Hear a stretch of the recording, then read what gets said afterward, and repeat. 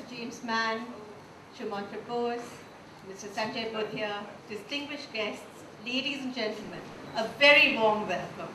Thank you. We have a house full and a room full, and it's certainly going to be a good evening.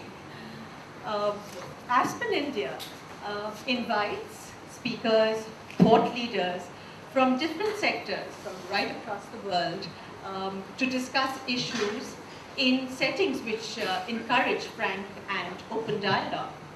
One of our focus areas is foreign policy and strategic affairs, and in continuation of our foreign policy series, this evening we have a discussion on Barack Obama and US foreign policy.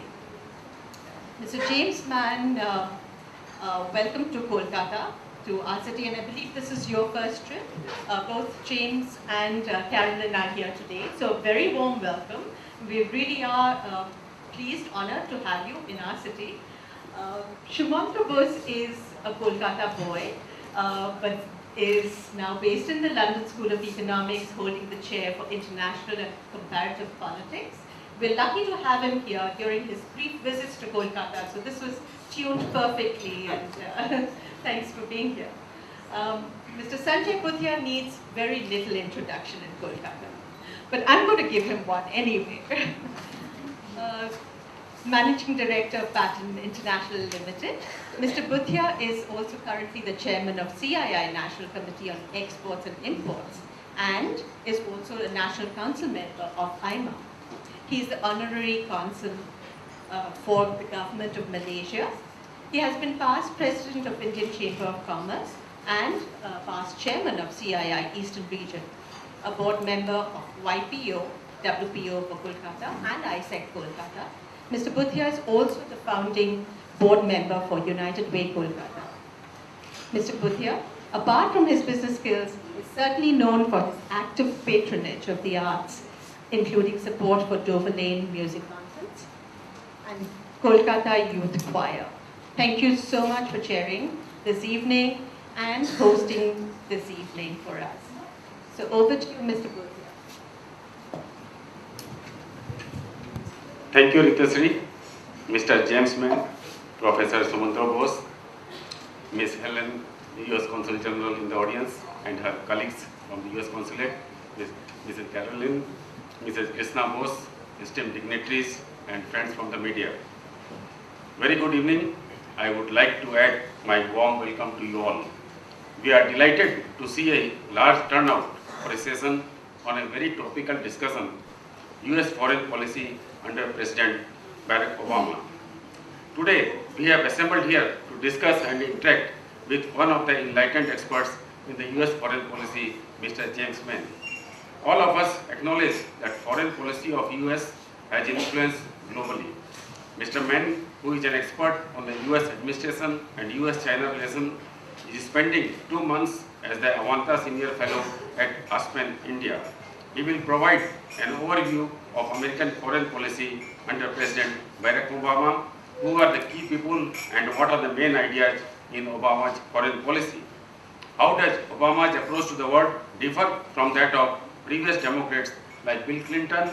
To what extent does he represent a change from George W. Bush? Or for that matter, how is Obama's current policy different from when he first took office in 2009? We are very keenly awaiting to hear and thereafter to have interaction with you. To ably moderate today's deliberation, we could not have a better person than Professor Shumantra Bose. Friends, before I hand over to Shumantra, would like to briefly introduce both our speakers here. Mr. Mann is an author in residence at Johns Hopkins University School of Advanced International Studies and Avanta Senior Fellow at Aspen, India. He is Washington-based and has written a series of award-winning books about American foreign policy and about China. He is a former newspaper reporter, foreign correspondent, and columnist who wrote for more than 20 years for the Los Angeles Times. His work was awarded the Edward Bentel Prize in 1999 for distinguished career-long coverage of foreign policy. Mr. James Mann's best-known work is Rise of the Vulcans, a history of Bush war cabinet. Published in 2004, the book became a New York Times bestseller. Another of Mr. Mann's books is The Revelation of Ronald Reagan, which re-examines the role Ronald Reagan played in the end of the Cold War.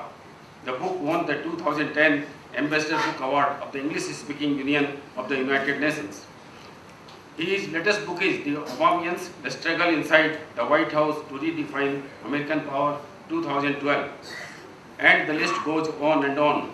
Mr. Mann, a former managing correspondent for the Los Angeles Times, has also written 3 books about America's relationship with China, and I will stop with that and not go any further about introducing him. Our own Professor Sumantra Bose is a professor of international and comparative politics, London School of Economics and Political Science. He joined LSE in 1999 as a Ralph Dahrendorf Fellow, and since 2006 has held a chair in international and comparative politics. Sumantra is the author of 6 books. His new book, Transforming India, Challenges to the World's Largest Democracy, is published globally by Harvard University Press in September 2013 and simultaneously in the Indian subcontinent by Picador India, Delhi. He has served as a consultant to the US Department of Commerce, US Department of State, the United Nations, the UK's Department for International Development, and the House of Commons Foreign Affairs Committee. He contributes regularly to major international media, including the BBC, Al Jazeera, and CNN. Born and raised in Kolkata, he went on to graduate with highest honors from Amherst College, Massachusetts in 1992 and received his PhD in political science from Columbia University in New York in 1998. Now I would request Professor Sumantra to make some introductory remarks and moderate the session. Thank you very much.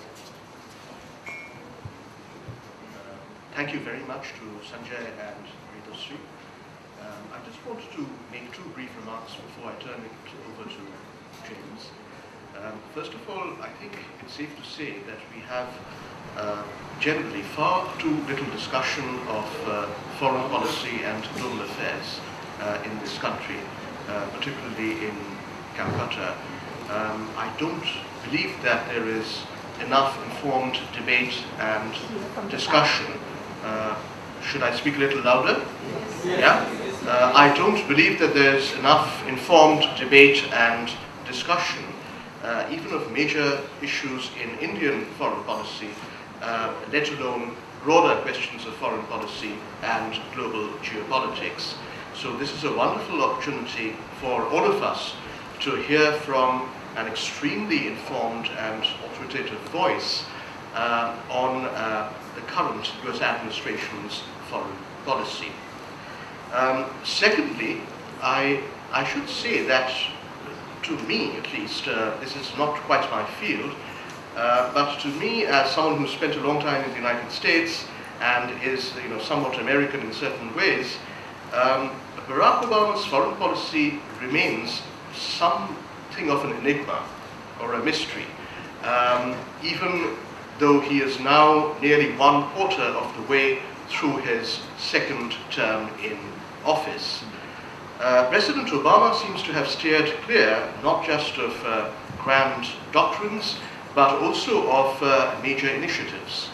And much of his foreign policy activity thus far seems to have consisted of cleaning up the damage inflicted by his predecessor in one way or the other, completing the extrication from Iraq, trying to find a way out, or at least beyond the Afghan imbroglio, and so on.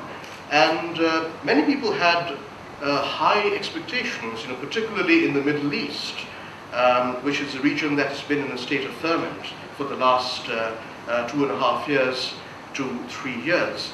Many people expected, President Obama to take a significant initiative, not that it's not entirely happening, for example, on breaking the logjam between Israel and the Palestinians. That hasn't quite happened yet.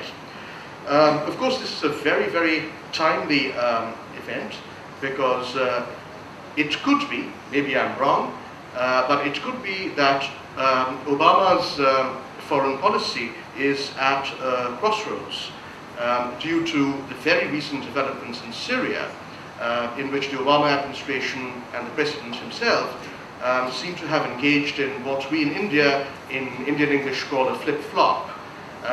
First, threatening to hit the Assad regime in Damascus with military strikes in reprisal for its alleged use of chemical weapons against its own civilian population, and that too in suburbs of its own capital city. And then, backing down, saying that, he wants congressional approval first before he goes ahead. In the meantime, his allies, Britain and France, get into disarray of their own, their premiers in those two countries. Then Obama backs down further, calls off the congressional vote entirely, and instead embarks on a different and rather interesting path of dealing with the Syrian crisis in its present phase. So there's a big question of where Obama and his foreign policy go from here in the next 2 to 3 years. And I think James Mann will help us make sense of all this and illuminate a lot of what, to me at least, is a bit of an enigma, something of a mystery. So welcome again to Calcutta, James, and it's over to you to talk to us for the next, half an hour to 35 minutes. Thank you. Thank you, and you can all hear me in the back, I hope. Thank you all for coming at the time. You come at a particularly interesting time. I think probably even a few weeks ago, when this event was being scheduled, we could not have seen that the event would take place at what really is the most interesting single episode for Obama administration foreign policy. And so what I'm going to do is lay out the overview for the policy and then see how it applies, and particularly in cases like Syria. So what I try to do, I spent many years as a journalist and became a correspondent in Beijing, wrote some books about China, and then upon my return to the United States, began to write about American foreign policy and the people and the ideas that make up that policy. And I should say at the outset that what I'm about to give you is the perspective of an independent American looking at American foreign policy and the differences among the people. It is possible there is a separate perspective to say the Americans are all this, the Americans are all that, just as it's possible for someone to generalize in an oversimplified way about India and the Indians, when you all know that it's not that simple.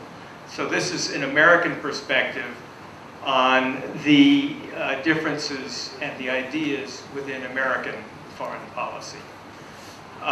So Obama takes office in the wake of the Bush administration. The previous book that I had written was about the people that made up the Bush administration. And in some ways, they were easy to write about because these are big, powerful people who'd been around for a long time, people like Dick Cheney and Donald Rumsfeld. And they had developed a very particular point of view about America's role in the world. It was developed under George Bush Sr. in the Pentagon in the early 1990s. The question was, at the end of the Cold War, what is America's role in the world? And there were a series of different points of view on that. But the point of view that was reflected at the beginning and in the first years of the Bush administration, leading up to the war in Iraq, went like this: that the United States, after the end of the Cold War, should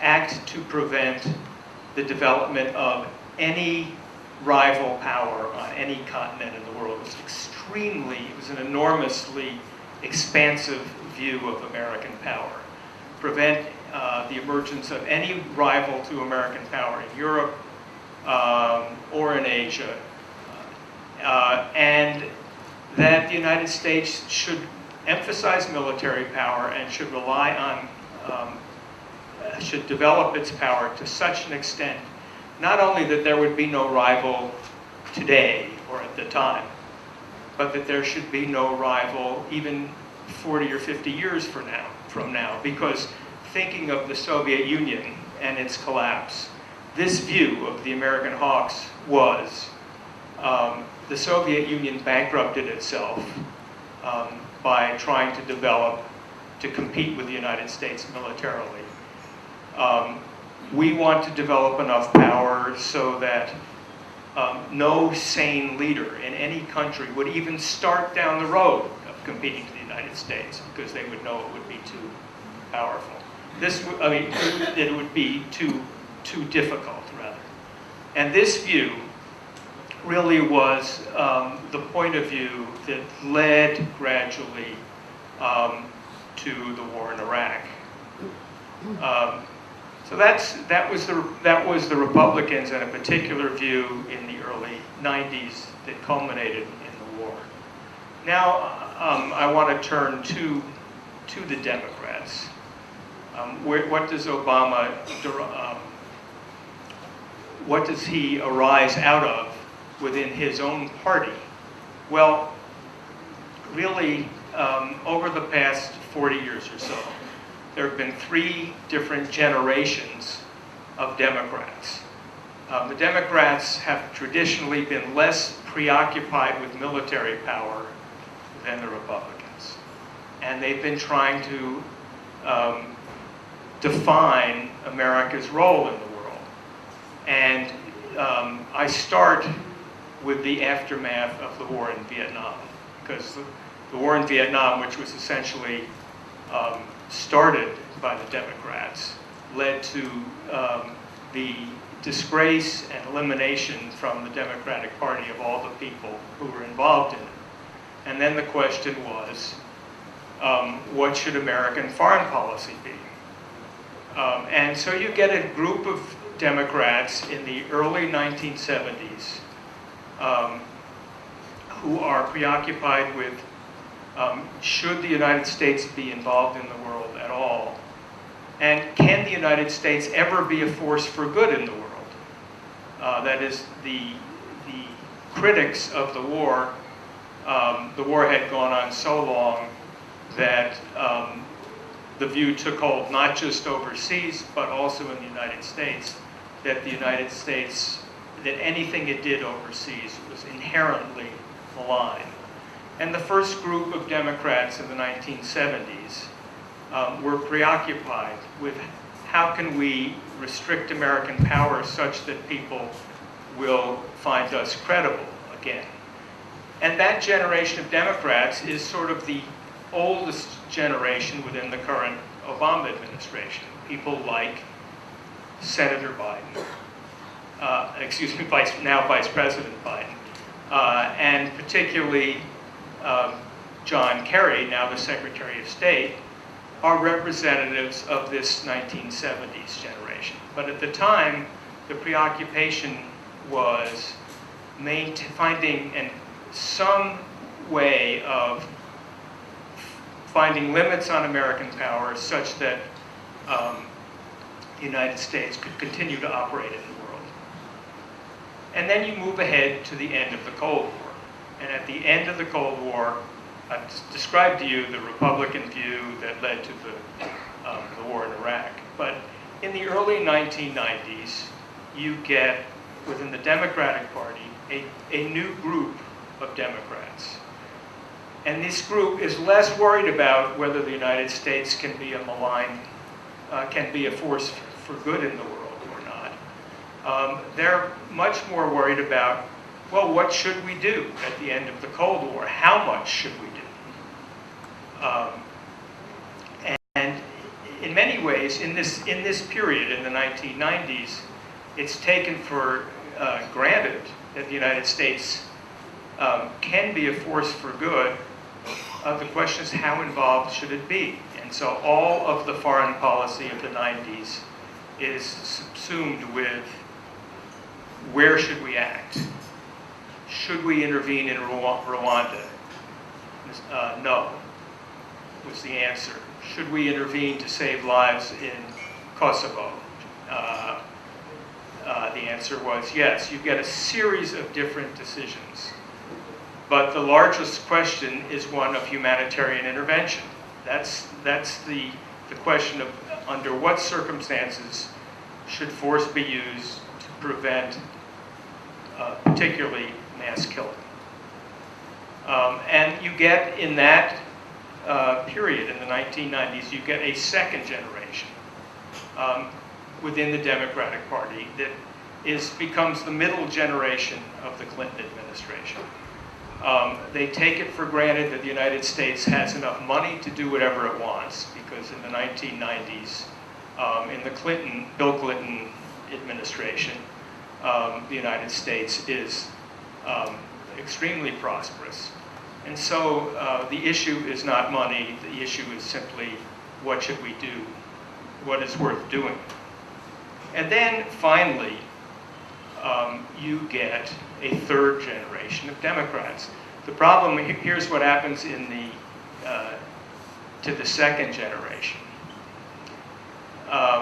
The Vietnam era generation comes up to the early 1990s, where the United States is trying to decide whether to intervene to reverse Saddam Hussein's invasion of Kuwait. And that generation of Democrats, this is the first generation, as I would call it, ends up opposing the war on grounds that it might be another Vietnam. And although the United States intervened with broad international support in the Persian Gulf War, many of the Democrats cast votes in opposition. And that war was so quick and easy, and they had predicted losses of 50,000 lives, that they were teased, they were kidded, they were described as out of contact with reality. This was, in the American perception,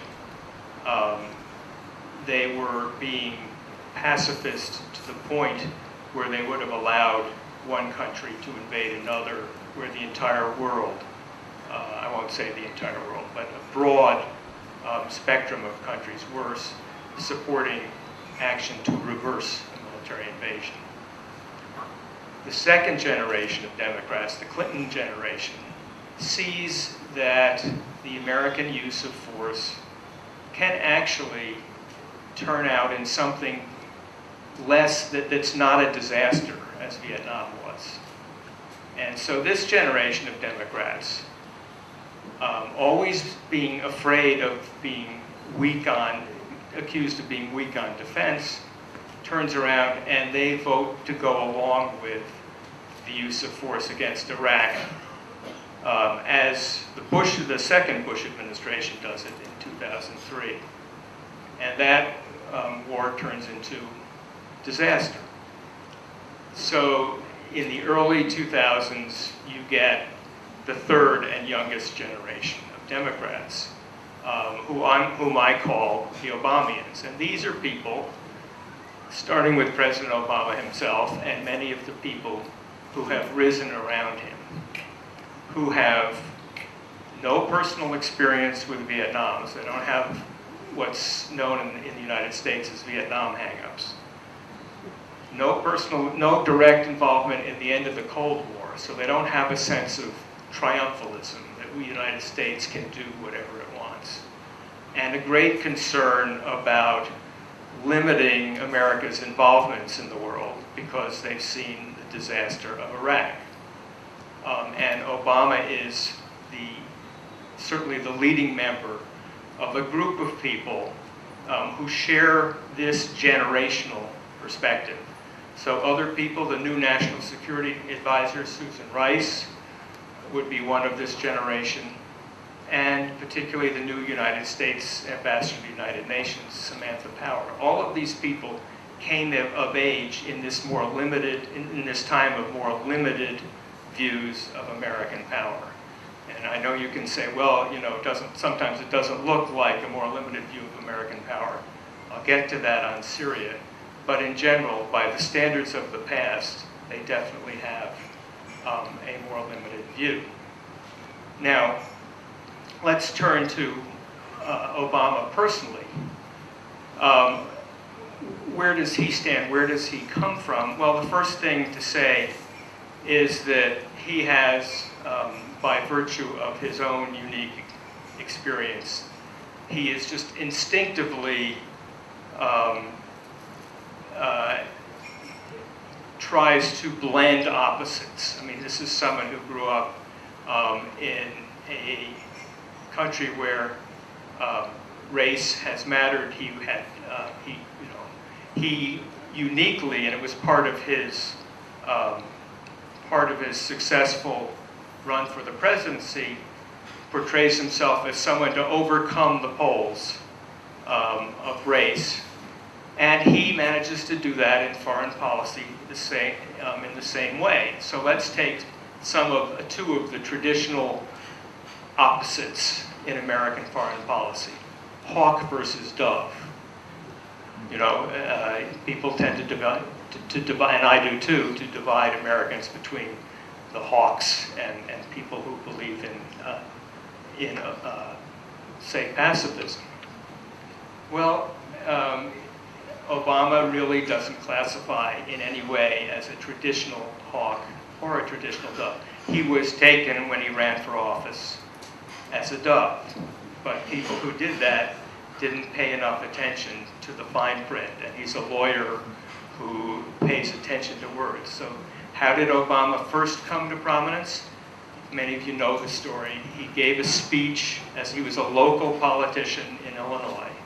He gave a speech in opposition to the Iraq War, and he gave that at a time when the older Democrats were going along with the war. And so he was the first prominent politician to oppose the war. Sounds like a dove. If you read the fine print, what he said was, I'm not opposed to all wars, I'm opposed to dumb wars. And that implied something other than sheer pacifism. When he ran in the 2008 campaign, and the subject came up, as it always did, on Iraq, he would say that Iraq was the wrong war, suggesting, or sometimes saying, that we should be putting more attention to the war in Afghanistan. So when, in his first year in office, he increased the number of troops in Afghanistan, people were shocked, wrongly so, because he'd been saying that. That was part of his campaign theme. I will develop more, I will put more effort into Afghanistan. That's been the nature of his back and forth. And while I don't want to move to Syria quite yet, I will say that if things work out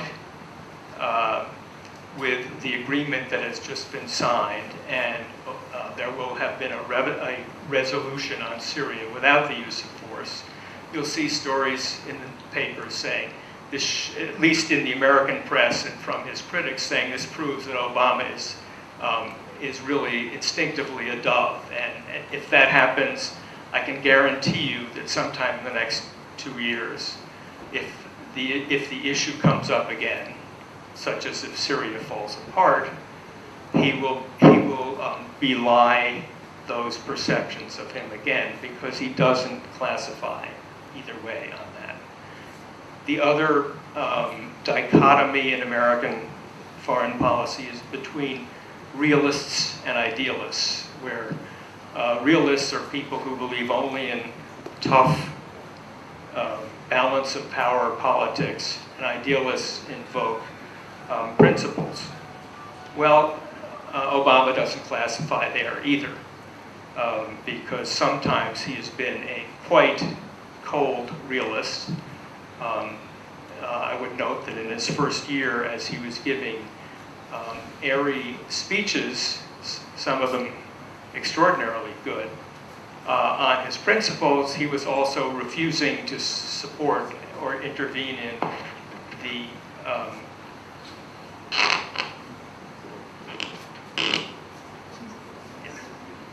he was refusing to give any support or help to the millions of people who were protesting in Iran at the time of the election in 2009.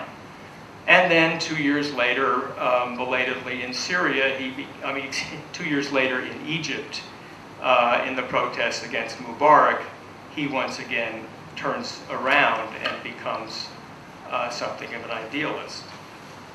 So he's back and forth on all of these poles because that's almost, it's almost in his nature. And then one other thing, his overall interests in foreign policy, it's helpful to look at the couple of things that brought him into foreign policy. When he was a kid, his first interest was, not surprisingly, his first foreign policy involvement was in opposition to the apartheid in South Africa. His second involvement was that he was vaguely allied with, he wasn't all that active, but he was very supportive of the movement to ban nuclear weapons in the 1980s when he was a college student at Columbia. When he took office, and in his first months in office, he tried to put a personal imprint on the idea of banning nuclear weapons. He gave a major speech in Prague in the first spring supporting the eventual abolition of nuclear weapons. And that's, from then, he hasn't done that much, but it's been kind of sitting there. And I would submit to you, as we come to Syria, that it becomes important because if you're really in favor of abolishing nuclear weapons, it's kind of hard to explain why you aren't also just as determinedly opposed to the use of chemical weapons. And that's been a factor in the last few months. What are his larger goals? I think the underlying strategy for Obama is captured in a single sentence that he gave a couple of times in his first term, usually when he was talking about withdrawing troops from Iraq. The nation we care most about rebuilding is our own. Those words were a little bit disquieting to people overseas, particularly to people allied with the United States. It doesn't mean in any way changing alliances, but I think that really is the overall priority. And you can look at the little blips and blabs and day-to-day events, but I think that really is the goal. And then what makes him different, even from the Clinton people, is that he doesn't necessarily assume that the United States will be the leader of the world forever. None of his predecessors, going back for decades, has ever been willing to creep up to that, I think. In fact, if you go back to, say, Bill Clinton and the Clinton administration, although Clinton would say privately to his friends, you know, I'm trying to prepare the world, prepare Americans for the fact that the United States is going to have to live in a multipolar world down the road. He would never say it publicly. And the classic formulation of Bill Clinton's policy, which Hillary echoes from time to time, is that the United States is the indispensable nation. That without the United States, things just don't happen. Obama's been a little bit different. So I give you a quote that's actually from his Nobel Prize speech. More than any other nation, the United States of America has underwritten global security for over 6 decades, a time that for all its problems has seen walls come down and markets open and billions lifted from poverty, unparalleled scientific progress and advancing frontiers. Now, there are a couple of things you might note about this. Obama, like all Americans, tends to give the United States a little bit too much credit for all good things that happen in the world. But secondly, the indefinite phrasing that we have done this for the past 6 decades is different. It's suggesting that maybe this will not be forever. And when I interview the younger Obamians and you say, look, you have your critics within the United States saying that you're in favor of American decline, one of them said finally, we're not in favor of American decline. We're in favor of doing what it takes for the United States to preserve its role in the world for another 50 years. Well, 50 years seems like a long time to all of us, but it does admit that there are some limits and that the world is changing. And to this younger generation, their entire experience is different. So one of them, at the time of the Copenhagen summit in 2009, one of them said, you know, people keep talking about the rising powers, China, India, Russia, and so on. So to us, they're not rising powers, they've already risen. You know, when we got to the Copenhagen summit, the powers we're dealing with are the powers they say are rising. To us, they're already here. You know, rising powers is something from 15 or 20 years ago. So let's see now how this plays out in specific cases. If you look back through the administration, when he takes office, Iraq, he begins to withdraw over a period of time slightly longer than he promised, but essentially he did pull the troops out. In Afghanistan, you get a hugely controversial surge in troops, but then a scheduled pullback. In third strand of policy, East Asia, you get Obama changing his policy. His first year, he begins to pursue, I would say, the standard American policy towards China, based on sort of the Clinton years, the previous Democrats.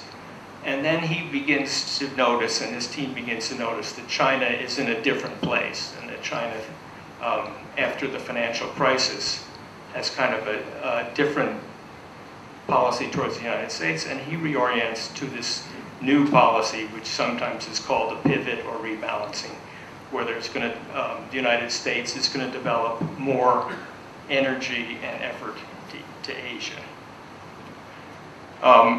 You get to the Arab Spring, and Obama, for a time, buys into an idealistic view that unfortunately turns out to be unwarranted, that in some way democratic forces are sweeping through the Middle East. And as it turns out, over the next 2 or 3 years, it turns out to be far more complicated than his early speeches would have indicated, and that's really where he is. Libya, once again, you see the efforts by the Obama administration to step back. In other words, the motivation for intervening in Libya was first humanitarian, but also behind the scenes to help America's allies in Europe. The British and the French are coming to the White House and saying, look, we are working with you around the world. I think the British pointed out the amount that troops were being provided in Afghanistan help us out on this. And the United States does join in the intervention in Libya, but and requires the British and French and NATO countries to play the lead role.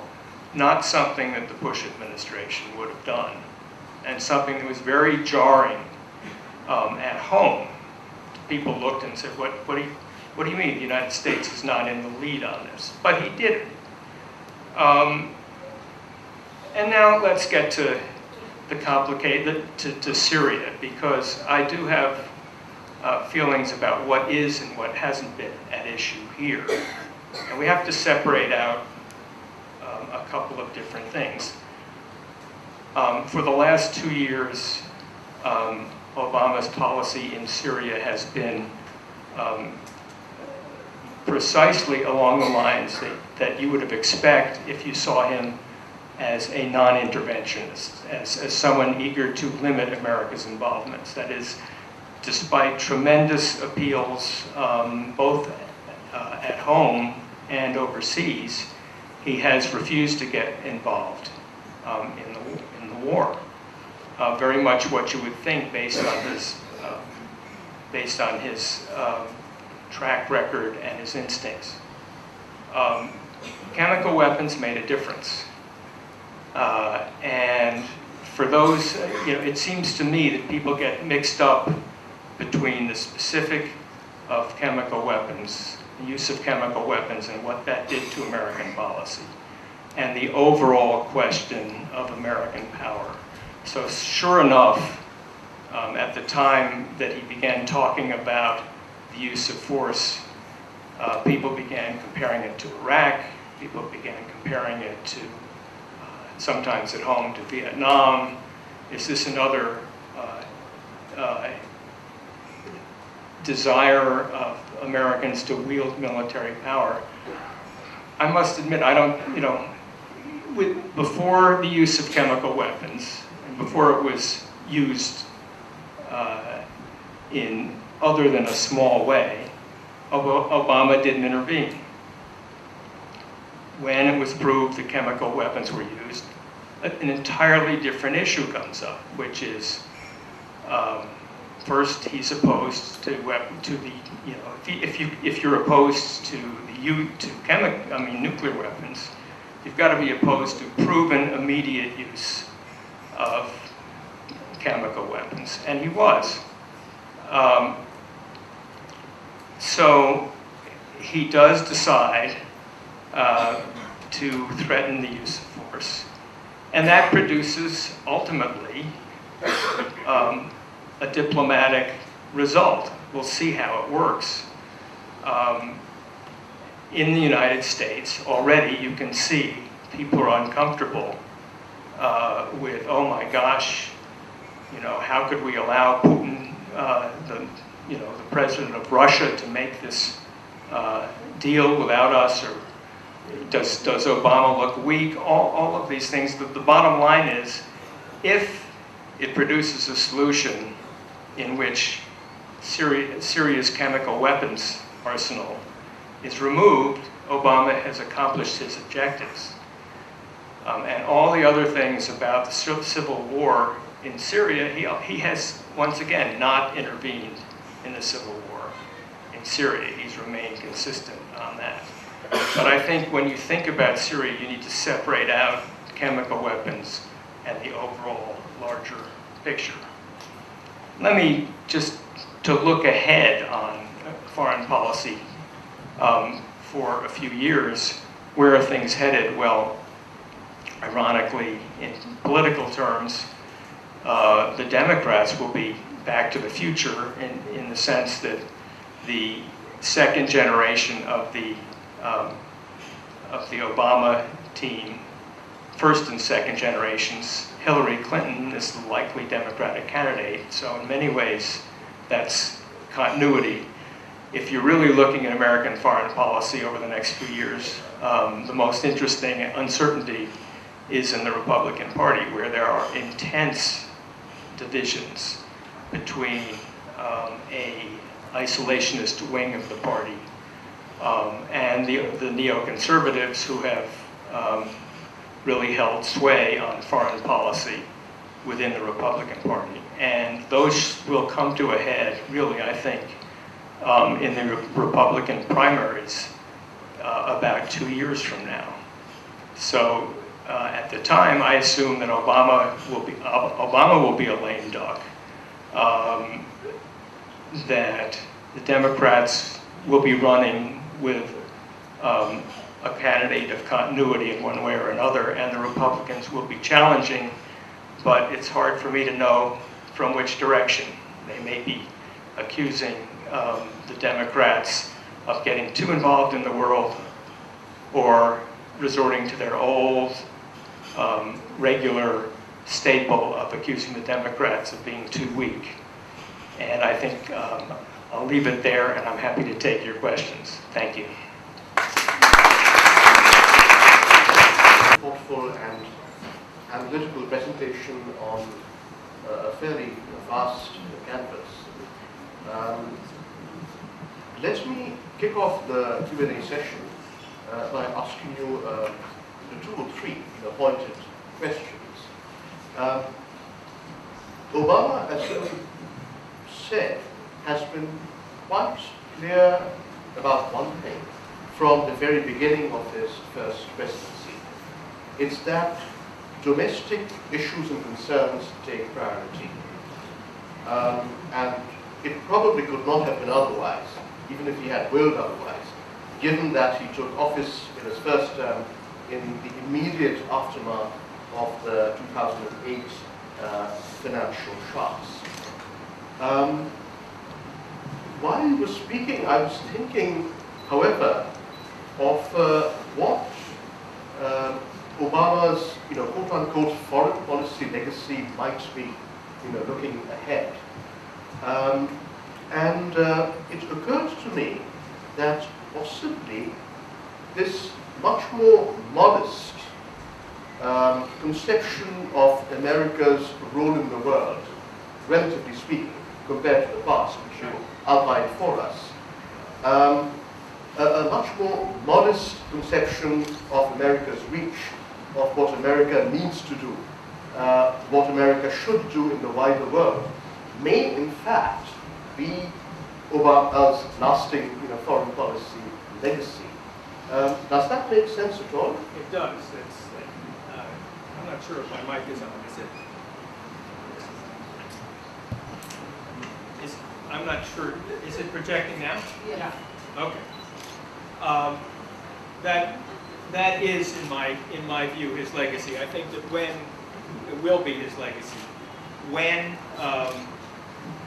historians look back, I would say, in, say, 20 years, I think it will seem clearer to them than it does.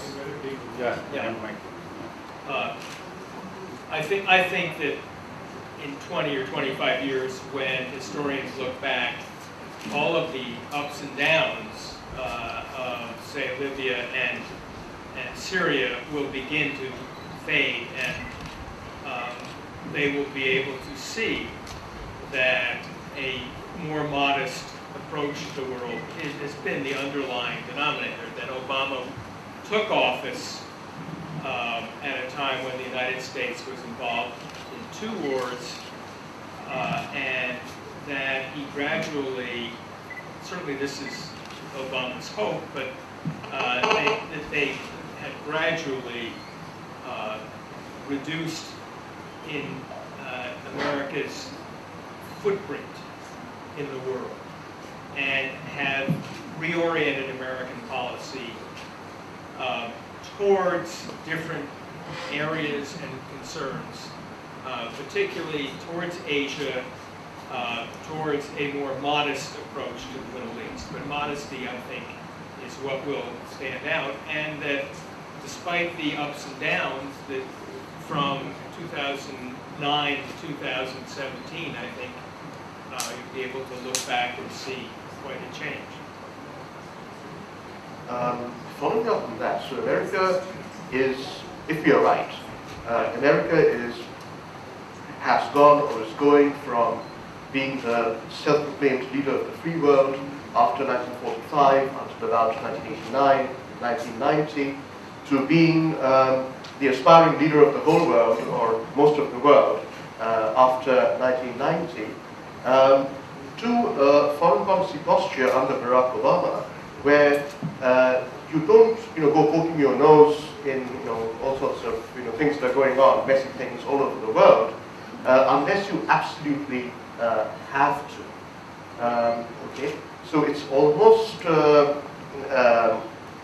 evasion or avoidance. That's the, the less flattering way of looking at it.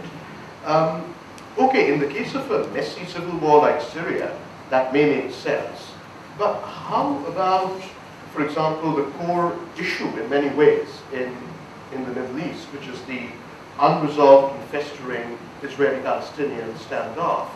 John Kerry has been trying in the last few months to pick the pieces up from the Oslo process that failed catastrophically 13 years ago, and assert a new American role of nudging the parties together once again.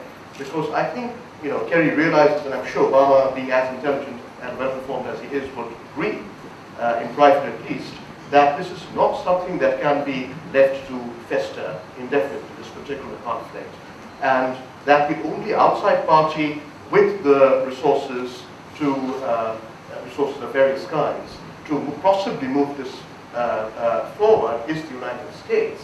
There are certain cases where this kind of avoidance, caution, may not work, or probably is not the best approach. Would you agree? I want to distinguish between a more modest approach as a strategy and whether you should be active diplomatically. So Kerry, for example, has been very active diplomatically, and I think the United States needs to do that to try and bring about everyone okay? Try and move Israel and Palestinians towards a settlement. The larger question, what I haven't said yet, is that Obama's approach doesn't answer two things, and we're seeing them now, one of them particularly on Syria, which is, okay, if on the one hand the United States is going to take a more modest approach to the world, and on the secondly, it's going to do whatever it can to limit the spread of weapons of mass destruction, much less the use of weapons of mass destruction. Who is going to enforce that? When we're talking in a different context about opposition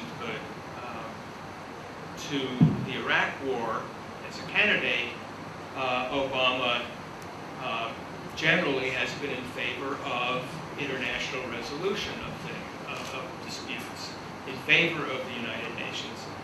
Here, in the case of Syria, he finally hit the conflict and the reality that if we rely on the United Nations, there would be no action. And so until he threatened the use of force, chemical weapons were going to continue to be used. That's the specific in Syria. The larger question is the old question, but it's raised anew, is the United Nations ever going to be effective?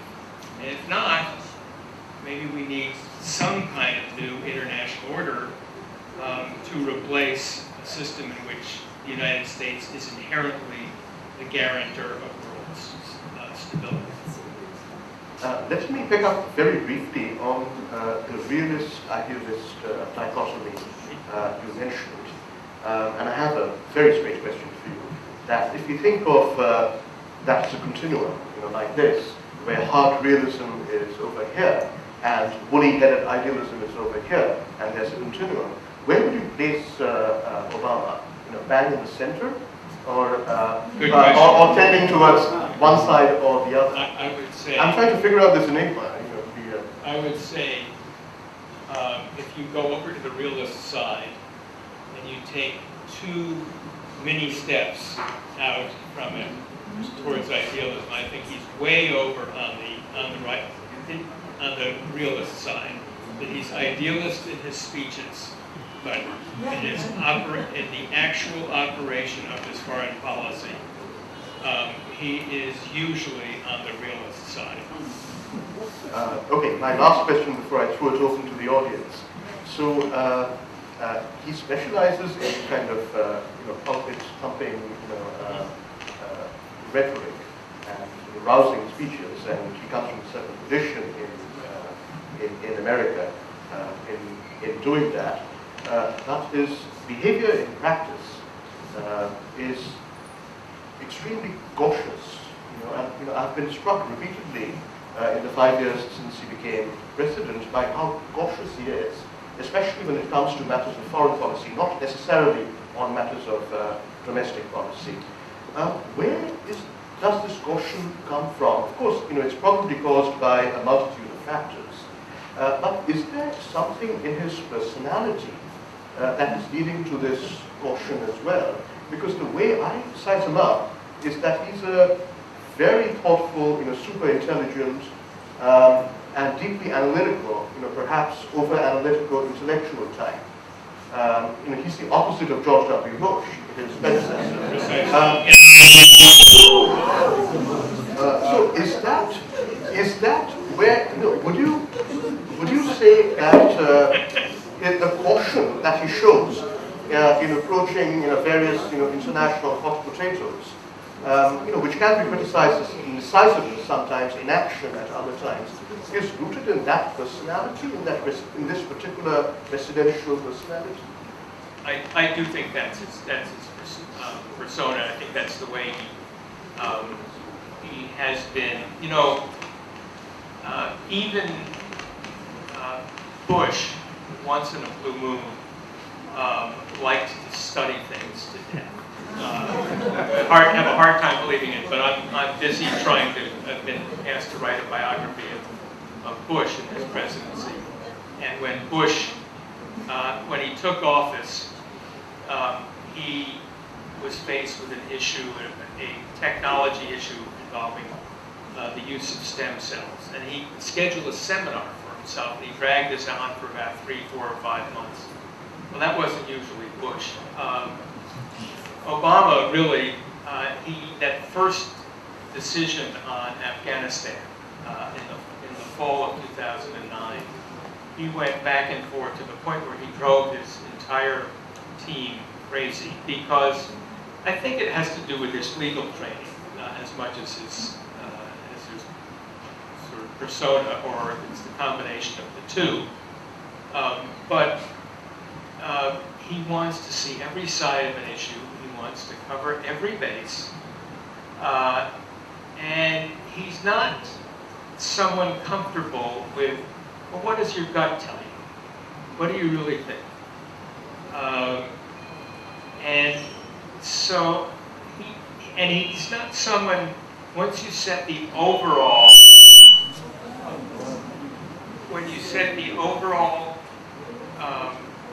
goal of more modest policy,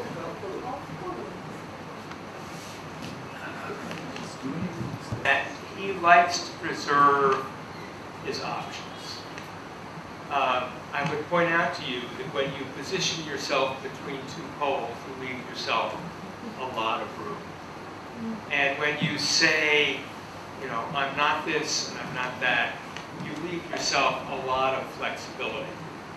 And so in some ways, everything fits together. He's someone who doesn't like to define himself, but because he doesn't define himself, he leaves himself a lot of freedom. The bad side of that is you don't give people a strong sense of of predictability of what you're about to do. Great, thank you, James. In the conversation with me. So the floor is open. Yes, right here. Hello, my name is Parikshit Madhuri. Just 2 quick questions. First, a question on Syria. Why did Obama decide to throw it to the Congress when that decision was fraught with risk? because he could have lost political capital if the vote went otherwise? And the second question on Iran. Now there is a leadership change in Iran who seems more progressive. Is he willing to engage with the new leader of Iran? On Syria, why did he go to Congress? Here you see the conflicts within Obama and some of the political judgments he makes as well. Because he made a decision about Syria in general, we are going to at least threaten to mount a military operation. But he has a long track record, and any American journalist can quickly find for you the number of times when he, as a candidate, said a president should not commit himself to the use of force without seeking congressional authorization first. So he knows that he would be contradicting his own views. He actually did that as well in Libya, but he knows he will be criticized for that. And then, secondly, two things happened in the 48 hours before he announced that. One was that the British Parliament voted not to support an American military operation. And secondly, there was growing opposition in the United States, so that if he were to act without congressional support, he would have been in greater difficulty. So ultimately, he knew he was going to contradict himself on presidential power, and he was going to get into political trouble, and so he reversed course.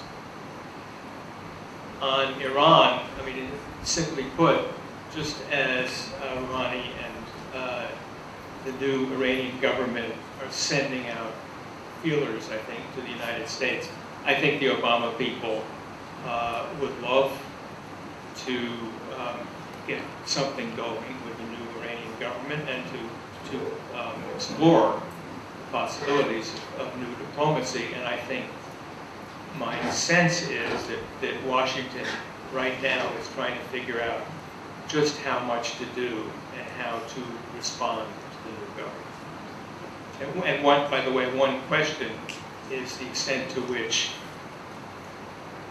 diplomacy on Iran should grow out of diplomacy on Syria. General Roy. Thank you for a very lucid talk. I heard you loud and clear. We heard about Obama being cautious but realistic. Now, I would like to ask you a thing which concerns India in the immediate future, next 4 to 5 years. One is, of course, Afghanistan, the situation there. US is reeling back. The other is the South China Sea. I don't see ANZAC intervening in that area as it is. How do you think the situation would unfold in these two over the next 3 to 5 years once US has reeled back? First of all, on Afghanistan, I know there's some uncertainty in India about the impact when the United States pulls back. All I can say is, the pullback is on, and you can argue or question how some elements on the speed and so on, but it's not something that is going to turn around. And so all of the questions are, what's Afghanistan's political future going to be? Not whether the United States is going to maintain a lot of forces there. So I take the troop presence as a given, and then the question is diplomacy and what happens on the ground in Afghanistan. In the South China Sea, on the other hand, I think the United States probably is willing to be much more active than it is, simply on the basis of supporting freedom of the seas. I think one important goal maybe not stated in this way, of U.S. policy and Obama policy, is to prevent a situation developing in East Asia where all of China's neighbors are intimidated by Chinese power and feel that there's nothing that they can do about Chinese efforts to assert themselves or intimidate other countries. And so I think the United States is going to be more active than it has been. And the hope is that over a period of 3 or 4 years, that these efforts by China, which really began in 2009 and 10, will begin to ease off. I don't know if that's going to happen. But meanwhile, I think the United States is going to be pursuing all kinds of things, both economic and in the defense sphere, with countries, whether it's certainly Japan, Korea, the Philippines, and so on. And you're asking a very difficult question I can't answer, which is, and to what extent would the United States encourage India to be involved in the South China Sea? I don't know. That's been going on for some time. I think we'll leave it. Okay. Okay, there's a hand up at the back. There are 2 hands up at the back. Well, how can I distinguish between them? Give it to one. I would like to ask Mr. Aspen of Price Waterhouse Cooper would like to ask you this question. Okay, sure. Hi James. My question is that there's a common belief in this part of the world that American foreign policies are largely influenced by the weapon lobby. Do you feel that perception is actually correct or not? I didn't get that either. Could you repeat that? Largely influenced by? Yeah. My God. There's a common belief in this part of the world that American foreign policies are largely influenced by the large weapon lobby. Okay, Do you feel that is right? Yeah, I understand. The military, I think he's asking about military industrial complex.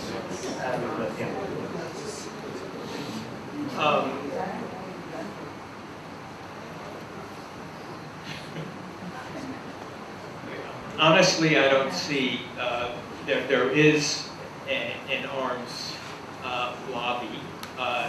If you use the word for lobby for several different companies, I don't see it as a prime determinant of American policy day in and day out. In fact, I asked where you see that supposed lobby determining the main outlines of American policy around here. It tends, traditionally, the arms industry tends to be most important in policy towards relatively small countries where there's question of supplying the weapons to small militaries. But I don't see how the arms lobby influences policy across this region. Okay. There was another hand up at the back. Patient Dickin. Dr. Asta Stadia. Good evening, Ms. Mann. I, like one of the former persons who asked, and want to be a little selfish. Your takes are on the US's policy towards our neighbors, Pakistan. My personal take on this would be the fact that fairly recently, the funding to the existing and the former governments have been a little slow. I wonder for what reason. It could possibly be because of the fact that a few other parts of the world are probably more desirous of the funding from the US point of view. So I would like you to, because whatever funding that Pakistan gets, let's face it, it's going to affect India substantially. Thank you so much, sir. Good question. to use a simple journalist word, I think that the underlying American policy towards Pakistan in the last 10 or 15 years, since September 11th even, has been terrified. In the sense that the U.S. has never been quite sure what's going to happen in Pakistan and what its possibilities are going to be, both for support within its borders of Al-Qaeda, but particularly on the question of nuclear weapons and the control of those nuclear weapons. And so one of the unusual changes between the Bush administration and the Obama administration, actually, everybody thinks, understandably, Bush fought, Obama dubbed. That's the stereotype. When it comes to Pakistan, Bush was the dove and Obama was the hawk. The Bush administration's policy towards Pakistan was, we're not going to do anything that undermines our relationship with the Pakistan government and military. Not going to challenge. And Obama specifically criticized that during the campaign and has been willing to do things, rightly or wrongly, that would make the Pakistan government unhappy, culminating in the raid that killed Osama bin Laden. And I could take you through 3 or 4 different steps in deciding on that raid that Obama was given options A or B, and option A would be to offend the Pakistan government less, and option B, never mind the Pakistan government. And each time he took B. This culminated in, should we have planes available overhead in case something goes wrong, even if that might lead to conflict with Pakistani planes? And he said yes, not something Bush would have done. So they've been willing to do what they wanted for their own policy purposes, even if it was going to annoy Pakistan. Bottom line, they're still nervous about where things are and where things are going. The relations are not good. Just a morsel from the newspapers of the last couple of weeks. You know, there have been this wave of disclosures based on the leaks from Edward Snowden about the National Security Agency and its operations. And most of it, I think, has been about what you would expect, but there was one surprise in there. Of all the countries in the world, where is the NSA most interested in focusing its efforts? And the answer was Pakistan. And why would that be? Because I think that there's so little trust, they would like to know when the United States negotiates with such and such a leader, and he goes back and talks to his friends, what is he really saying? Because they really don't have even the most basic degree of trust. So that's the way it looks to me, and I think that over the next 3 or 4 years, I think the U.S. is going to be largely reactive to what happens in Pakistan. We are almost out of time, so Mr. Aurobindo Ray will ask the last question, and maybe Mr. Kapur as well. The last 2 questions, yeah? Mr. Ray, please.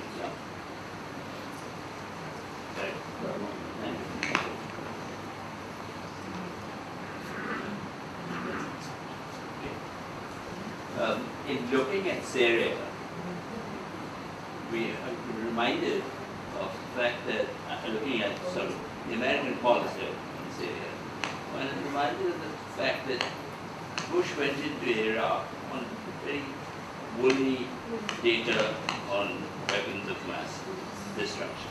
The Syrian thing, Syrian is going on over, if you see the continuum of this, how much has the perception that this is a rebel or organization, rebels fighting against a dictatorial group, is beginning to change. Now, the composition of the rebel group has become a matter of serious concern. How much was American policy, American intelligence service feeding data to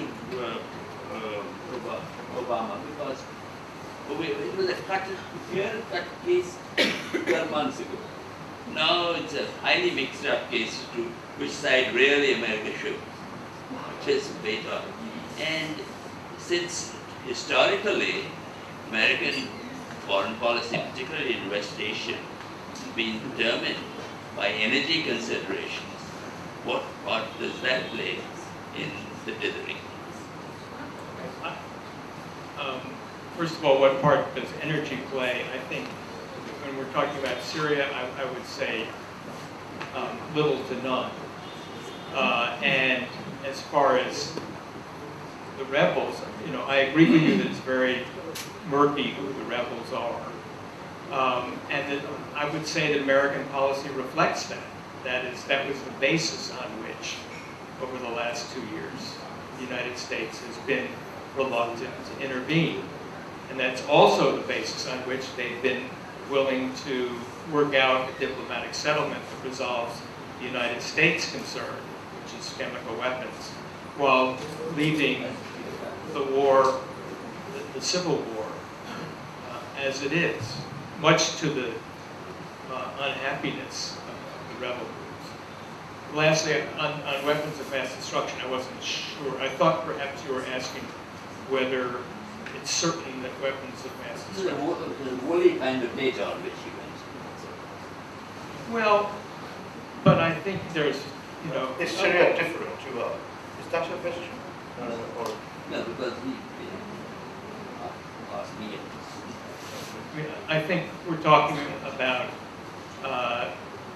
chemical weapons usage, which is available on video, and fairly clear evidence now that this was done not by the rebel forces, but by the government forces. So. Yeah, I must say I'm skeptical of a hands-off approach in Syria, despite the risks and complications. This is a truly demonic regime. Mr. Kakkar with the last question. First, my question is a more general one. After the 2008 downturn, there was a lot of heartburn and introspection within banks and even multilateral financial institutions about why didn't we read the signals? Did we fail somewhere? Looking at the Arab Spring, Syria, Egypt, etc., is there a similar feeling, you think, within people who formulate American foreign policy, that we missed signal somewhere, that we should have seen this huge change coming, and we, in a sense, we were caught napping? Yes, there really was. And we spent an awful lot of time trying to figure out why they didn't see it. And I can give you the Obama administration's internal defense. The way they claim that they always knew that something was going to happen, but they just couldn't predict when or where or how. And in fact, for the last several years, they had been discussing, specifically in Egypt, not Tunisia, this can't last. We know something is going to happen. So we have to be ready for it. And even so, they weren't ready for it. Okay, with this we come to the end of our formal session. Of course, there's fighting afterwards, so those of you who didn't get a chance to ask a question, we take the liberty of, on your behalf, asking, of inviting them to engage you with, whatever they have in mind, and possibly the discussion going forward. Thank you very much indeed, James, and to the Aspen Institute for organizing this event. We are much better informed, I think, about certain aspects of the US's current role in the world and its likely role in the near future than we were an hour and a half ago. Now Mr. Sanjay Bhatia will just conclude the formal proceedings by giving a vote of thanks. Friends, it's very rare that our director industry goes wrong, and it's also very rare that large guest room becomes small.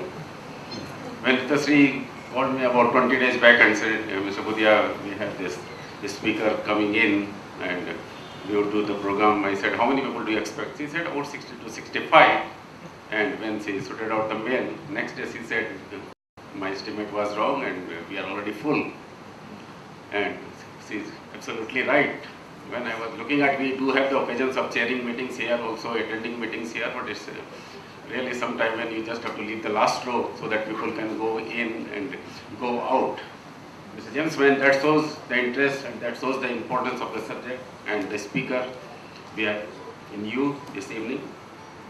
Friends, I can also see the hands which are still, they could not get the chance to talk, and actually they are all waiting to hear you and to interact you, if not formally, informally. You have been clear, crisp and comprehensive, and if I can say so, you have been free, frank and forthright, and we are really very enlightened and enriched by this evening. I have so many people here whom I would like to say thank you personally, whom I know. To start with our new Consul General, whom we would see more often now, and I think she joined on 24th August. That's right, so within one month she has been getting used to the city and the charm and the warmth of our Kolkata and Kolkatans, if I can use the word. Mrs. Bhara is here, Mrs. Gauri Basu, General Roy, Mrs. Krishna Bose, Mr. Vindre, Mrs. Jaloka Guptu, to name few. And of course, Mr. and Mrs. Kakar.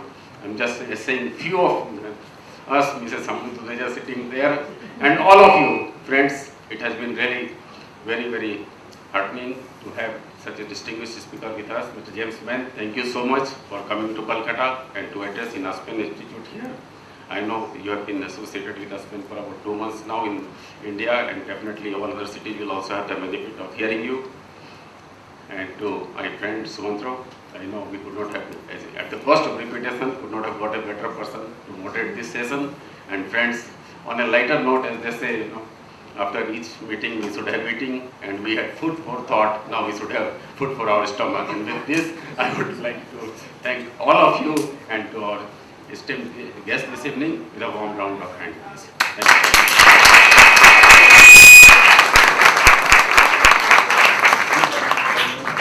Please join us for high tea.